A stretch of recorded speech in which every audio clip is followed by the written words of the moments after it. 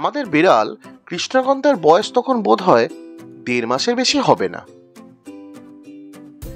একদিন বাসায় 1 কেজি মাংসের কিমা আনা হয়েছে। রান্নার টেবিলের নিচে শালপাতার ঠোঙাটা যাতে কিমা ভরা ছিল সেটা রাখা হয়েছিল। হঠাৎ এক সময় দেখা গেল কিমার ঠোঙাটা উধাও, নেই, কোথাও নেই। একটু পরে খুঁজে পাওয়া গেল বারান্দায়। শূন্য ঠোঙা শুকনো শালপাতাগুলো হাওয়ায় গড়াগড়ি যাচ্ছে। কিমার কোনো চিহ্নই নেই, এমনকি কোনো শালপাতার গায়ে এক ফোঁটা কিমার টুকরো লেগে নেই। একেবারে ধোয়া মোছা পরিষ্কার।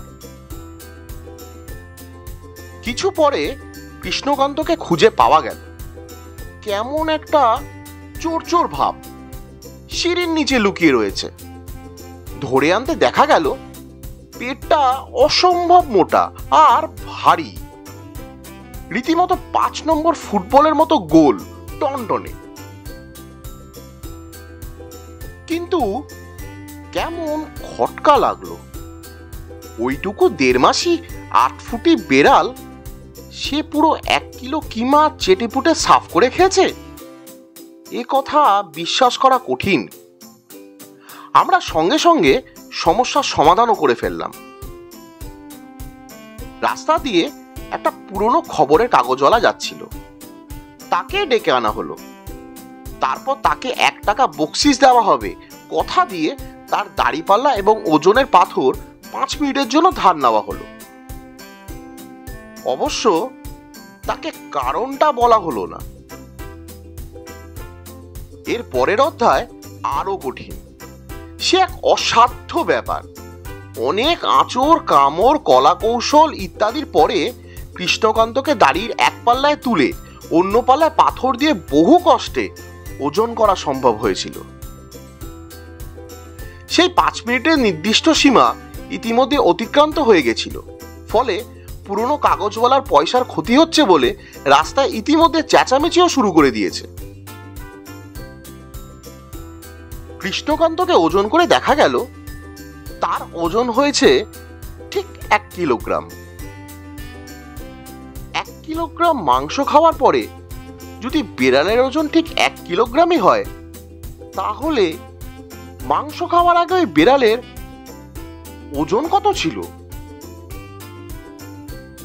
স্বর্গীয় যাদবচন্দ্র চক্রবর্তী মহোদয়ও কশ্চিনকালে তার বিখ্যাত পাটিগণিত গ্রন্থে এমন কোনো জটিল প্রশ্নের সন্ধান দেননি।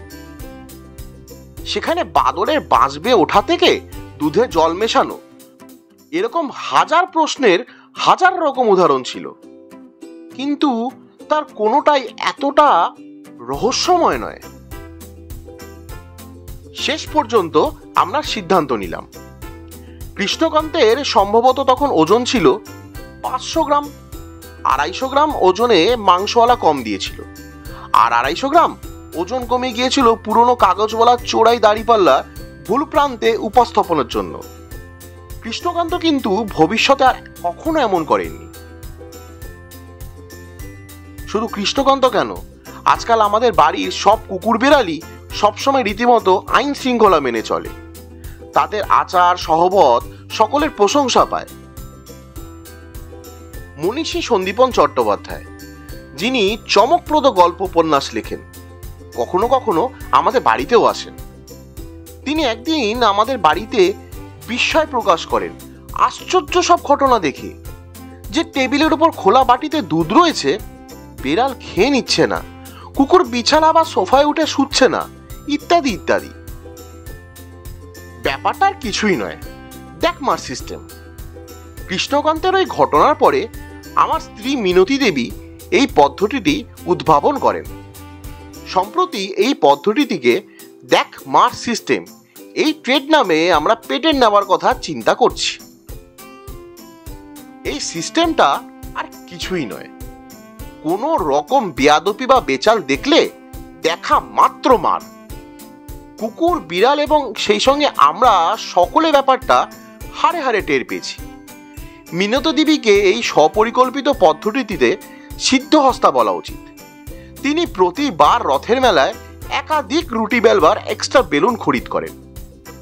আজকাল বেশি ব্যবহার করতে হয় না, একবার বেলুন তুলে দেখালেই অবলা জীবেরা সন্ত্রস্ত হয়ে যায়।